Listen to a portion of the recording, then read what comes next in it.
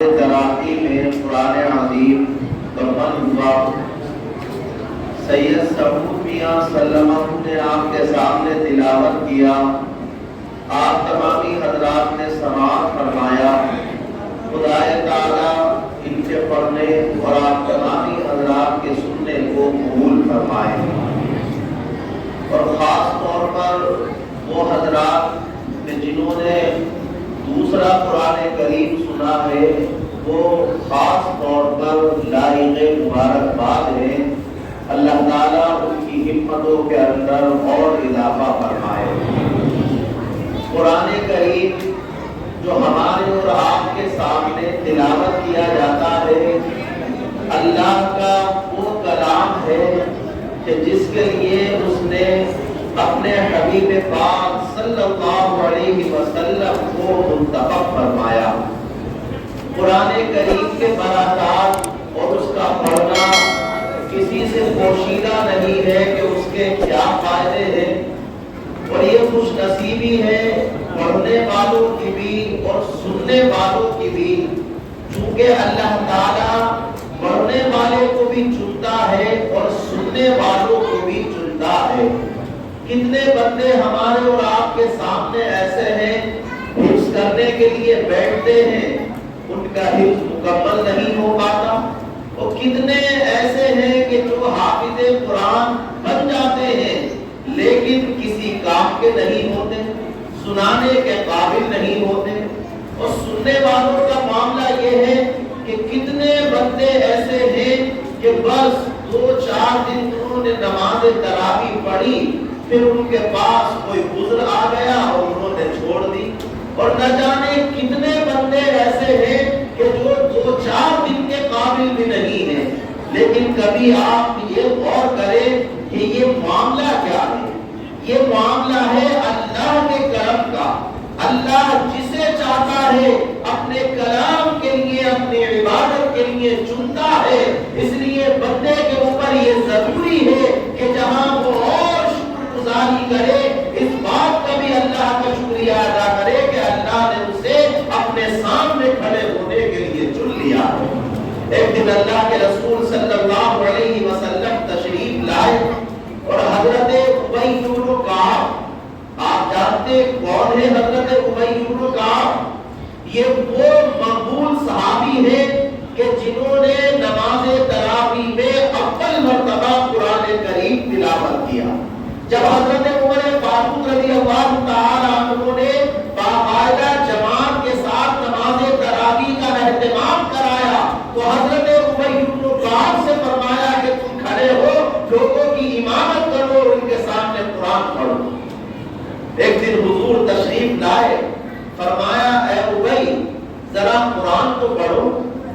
یا رسول اللہ میں آپ کے سامنے قرآن پڑھوں؟ جیسے کوئی استاد اپنے شاگرد سے یہ کہہ دے کہ بھائی ذرا سناؤ تو پڑھ کے، شاگرد نے انہی سے پڑھا ہے تو وہ خود یہ کہے گا کہ صاحب میں آپ کے سامنے کیا پڑھوں۔ لیکن اللہ کے راز کو اللہ ہی جانتا ہے، بندوں کی رسائی وہاں تک نہیں ہوتی۔ حضور نے فرمایا اے ابی قرآن پڑھو ہمارے سامنے۔ یا رسول اللہ میں آپ کے سامنے کیا قرآن پڑھوں؟ میری کیا بساط ہے؟ آپ کے قلب اکبر کے اوپر اللہ نے اپنا کلام نازل کیا، اور پھر آپ جس لب و لہجے سے پڑھتے ہیں اس کا کوئی مقابلہ ہے؟ میں کیا آپ کے سامنے پڑھوں گا؟ فرمایا ارے ابی اللہ نے مجھ سے فرمایا ہے کہ ابی سے قرآن سننا، پڑھو قرآن تو۔ بس یہ کہنا تھا، ان کی آنکھیں پھٹی کی پھٹی رہ گئی۔ یا رسول اللہ کیا اللہ نے میرا نام لیا تھا؟ فرمایا ہاں ہاں ابی اللہ نے تیرا نام لے کے مجھ سے یہ فرمایا تھا کہ ابی بن کعب سے قرآن کریم سننا۔ ذرا آپ غور کریں کہ کتنی مقبولیت اور کتنا بڑا ان کا احساس ہے کہ اللہ ان کا نام لے کے فرما رہا ہے کہ ذرا قرآن پڑھ کر سنا۔ تو اس لیے بھائی یہ بڑی خوش نصیبی ہے مصلی پہ کھڑے ہونے والے کے لیے بھی، اور جو پیچھے ہاتھ باندھ کر سن رہا ہے اس کے لیے بھی۔ لیکن ایک طرف خوش نصیبیاں ہیں، ایک طرف یہ برکات ہے، تو دوسری طرف قرآن کریم کا حق سے کچھ مطالبہ بھی ہے۔ قرآن کریم کے اندر جو مضامین بیان کیے گئے ہیں، قرآن کریم کے اندر جو رموز بیان کیے گئے ہیں، جو علم کی ندیاں بہائی گئی ہیں، اس سے کون آشنا ہے؟ اہل علم ہی تو آشنا ہے، لیکن کیا عوام کی ذمہ داری نہیں؟ یا جو امتی محمد مصطفیٰ کے اندر شامل ہے اس کی ذمہ داری نہیں؟ کیا جو مومن ہے اس کی ذمہ داری نہیں؟ یہ آج جو آپ کا پارہ آپ کے سامنے انہوں نے تلاوت کیا، پورے پارے کے اندر اگر آپ اس کا ماحصل نکالیں گے، نچوڑ نکالیں گے، تو اللہ تعالیٰ نے قیامت کی ہولناکی کا منظر طرح طرح کے پیرائے میں سجا کر ہمارے سامنے رکھا ہے۔ وہ کس لیے رکھا ہے؟ اس لیے رکھا ہے کہ اے انسان، تو جو غفلت کے اندر پڑا ہوا ہے، اے انسان جو تو اپنے رب کو بھولا بیٹھا ہے، اے انسان جو تو دنیا کے اندر مگن ہو گیا ہے اور دنیا ہی کو اپنے لیے سب کچھ سمجھ رہا ہے، ذرا غور کر لے، ایک دن وہ بھی آنے والا ہے جب یہ دنیا تباہ و برباد ہو جائے گی، یہ پہاڑ روئی کے گانوں کی طرح اڑے اڑے پھرے کے زمین اپنے بوجھ کو نکال کر باہر رکھ دے گی، پھٹ جائے گی، آسمان ختم ہو جائے گا۔ اس دن کی طرف بھی انسان کو توجہ کر۔ سورہ زلزال، قرآن کریم کے اندر ایک سورہ مبارکہ ہے، سورہ زلزال۔ رسول اللہ صلی اللہ علیہ وسلم اس کی فضیلت بیان کرتے ہوئے فرماتے ہیں کہ سورہ زلزال نصف قرآن ہے، یعنی جس نے سورہ زلزال ایک مرتبہ پڑھ لی گویا اس نے آدھا قرآن کریم پڑھ لیا، اور فرمایا سورہ قل یا ایھا الکافرون چوتھائی قرآن ہے، اور قل ھو اللہ احد سورہ اخلاص یہ تہائی قرآن ہے۔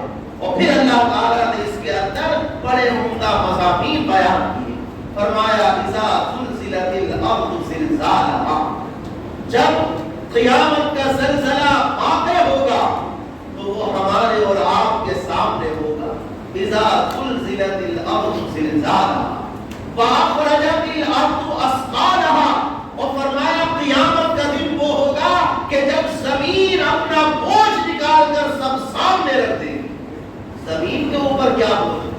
رسول اللہ صلی اللہ علیہ وسلم فرماتے ہیں جو مردے تم نے دفن کیے ہیں وہ زمین کے اوپر بوجھ ہے، خواہ انسانوں میں سے ہو یا جنات میں سے ہو۔ اور فرمایا سونے اور چاندی جو زمین کے اندر دفن ہے، فرمایا سب قیامت کے دن زمین اس کو اگل دے گی اور ہمارے اور آپ کے سامنے رکھ دے گی۔ رسول اللہ فرماتے ہیں ایک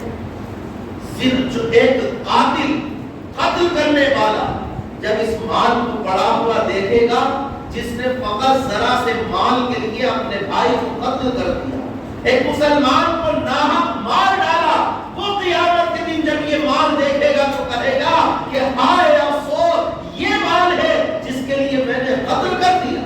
فرمایا چور جس کے چوری کی وجہ سے ہاتھ کاٹے گئے جب اس مال کو پڑا ہوا دیکھے گا تو کہے گا کہ ہائے افسوس، اس وجہ سے میں نے اپنے ہاتھ کٹا لیے اور اللہ کی بارگاہ میں مجرم بن گیا۔ فرمایا وہ مال ہمارے اور تمہارے سامنے پڑا ہوگا لیکن کوئی اس کی طرف دیکھنے کا روادار نہیں ہوگا۔ وَأَخْرَجَتِ الْأَرْضُ أَثْقَالَهَا وَقَالَ الْإِنسَانُ مَا لَهَا، انسان کہے گا کہ ارے کیا حال ہے بھائی، یہ سب کیا ہو رہا ہے؟ اور دوسرے مقام کے اوپر قرآن کریم نے کہا یا ایھا الناس اتقوا ربکم ان زلزلۃ الساعۃ شیء عظیم، اے لوگوں قیامت کا جو زلزلہ ہے وہ بڑا سخت ہوگا، تم تصور کے اندر اس کو نہیں لا سکتے، وہ بڑا سخت ہوگا۔ یوم ترونھا تذہل کل مرضعۃ عما ارضعت وتضع كل ذات حمل حملها وترى الناس سکارى وما هم بسکارى، فرمایا اس کی ہولناکی کا عالم یہ ہوگا کہ دودھ پلانے والی ماں جو اپنے بچے کو دودھ پلا رہی ہوگی، فرمایا اٹھا کر اپنے بچے کو بغیر دے گی، پھینک دے گی، اتنی ہولناکی کا وہ زلزلہ ہوگا۔ فرمایا محمد مصطفیٰ لوگ دیکھیں گے کہ ایسا لگے گا جیسے لوگ نشے میں ہیں، حالانکہ وہ نشے میں نہیں ہوں گے، قیامت کی جو ہولناکی ہوگی اس وجہ سے وہ ایسے لگ رہے ہوں گے جیسے نشے کے اندر پڑے، اتنا وہ ہولناک دن ہوگا۔ پھر فرمایا یومئذ تحدث اخبارها، اس دن یہ زمین जो सब कुछ उगलेगी, फरमाया सारी खबरें खुदा के सामने खोल कर रख दे। हम गुनाह करते हैं, हम ये समझते हैं कि हमें कौन देख रहा है। बहुत सारे लोग अपनी लाइल्मी की वजह से कहते साहब ये तो अल्लाह और बंदे का मामला है, आप क्यों इसमें दखल दे रहे हो? अरे भाई, दखल देने का हक तो किसी को भी नहीं है, लेकिन जरा ये तो गौर करो कि तुम्हारा कोई गवाह भी तो बन रहा है। तुम ये समझ रहे हो कि कोई नहीं देख रहा है। फरमाया जिस जमीन के ऊपर तुम गुनाह कर रहे हो, क़यामत के दिन जब वो जमीन अपना बोझ बाहर निकालेगी, उस दिन अल्लाह के सामने खबरें देगी। फरमाया इबादत गुजार के लिए भी गवाही देगी कि मौला इसने मेरे ऊपर सजदा किया था, और गुनाहगार के लिए भी गवाही देगी मौला इसने मेरे ऊपर ज़िना किया था और इसने ये गुनाह किया। उस दिन आदमी का क्या? और भाई इस गलतफहमी के अंदर तो हम रहे ही नहीं कि वहां पर भी काम कुछ ले दे के चल जाएगा। दुनिया के अंदर तो आदमी ने देखा काम नहीं निकला, कोई ना कोई ताल्लुक निकाल लिया, ताल्लुक ना निकला तो रिश्वत का दरवाजा खुला हुआ है, पैसे की फिरावानी है, कमी नहीं है, माल खर्च किया, अपना काम निकाल लिया। लेकिन क़यामत के दिन ऐसा नहीं होगा। फरमाया वो मालदार लोग ये चाहेंगे कि हमारा माल ले लिया जाए और हमें जाने दिया जाए, ऐसा नहीं हो सकता। और कुरान कहता है सूरह यासीन के अंदर, अल यौम नख्तिमु अला अफ़वाहिहिम व तुकल्लिमुना अयदीहिम व तशहदु अर्जुलुहुम बिमा कानू यक्सिबून। फरमाया हम क़यामत के दिन उनके मुंह के ऊपर मोहर लगा देंगे और उनके हाथ हमसे बातें करेंगे। व तशहदु अर्जुलुहुम बिमा कानू यक्सिबून, और जो भी उन्होंने किया होगा उनके पैर हमारे सामने गवाह देंगे।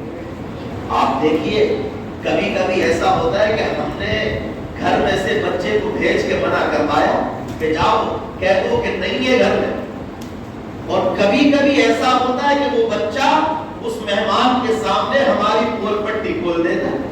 बच्चा तो सच बोलता है, झूठ बोलना तो उसको हम सिखाते हैं। तो जब वो हमारा चिट्ठा खोल देता है तो उस वक्त कितनी शर्मिंदगी होती है, उस वक्त आदमी कोने झांकता है।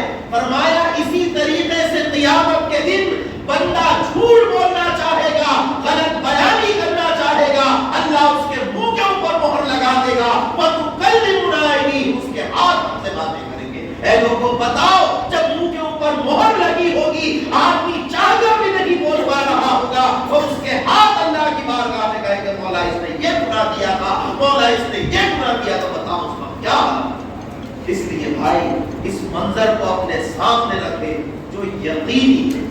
ये कोई किस्से और कहानी नहीं है कि किताबों के अंदर लिखी हुई है, आदमी समझे के साथ समझाने के लिए कह दिया, नहीं, ये हकीकत है, अल्लाह का कलाम है और रसूलुल्लाह ने इसको बयान फरमाया है। ये होकर रहेगा, दुनिया इधर से उधर हो सकती है, लेकिन अल्लाह उसके रसूल का फरमान गलत नहीं हो सकता। इसलिए जरूरत इस बात की है कि हम कुरान करीम के अंदर गौर व फिक्र करें, क़यामत को अपने सामने रखें और ये पहचाने कि हमें अल्लाह के सामने जाना है, अल्लाह के दरबार में हाजिर होना है, और कोई अमल ऐसा नहीं होगा कि जिसका हिसाब व किताब नहीं होगा। आका अलैहिस्सलाम से मालूम किया गया कि या रसूल अल्लाह, हुजूर ने फरमाया अल्लाह की बारगाह में आसान हिसाब की दुआ मांगो। ये दुआ किया करो कि अल्लाहुम्मा हासिबनी हिसाबन यसीरा, ऐ मौला मेरा हिसाब व किताब आसानी से ले लेना। या रसूल अल्लाह ये आसान हिसाब क्या है? फरमाया आसान हिसाब ये है कि अल्लाह ताला कुछ पूछे ही नहीं बंदे से, कुछ कहे ही नहीं, बस बंदा आया, नामा अमल उसके हाथ में सीधे हाथ में दिया, वो बंदा चला गया। फरमाया जिससे पूछ लिया गया, जिसको रोक लिया गया, बस वो आदमी खिलाफ हो गया। तो इसलिए उस दिन से डरे कि जिस दिन हिसाब किताब होगा और अल्लाह रब्बुल इज्जत के दरबार यारी के अंदर हमारी तुम्हारी हाजिरी होगी। खुदाए ताला हम सब के दिलों के अंदर ये एहसास पैदा फरमाए, वो जो कुरान करीम के जरिए अल्लाह ताला हमसे चाहता है, हमें बताना चाहता है, बारी ताला उसको समझने की और उसके मुताबिक अमल करने की तौफीक अता फरमाए। आमीन।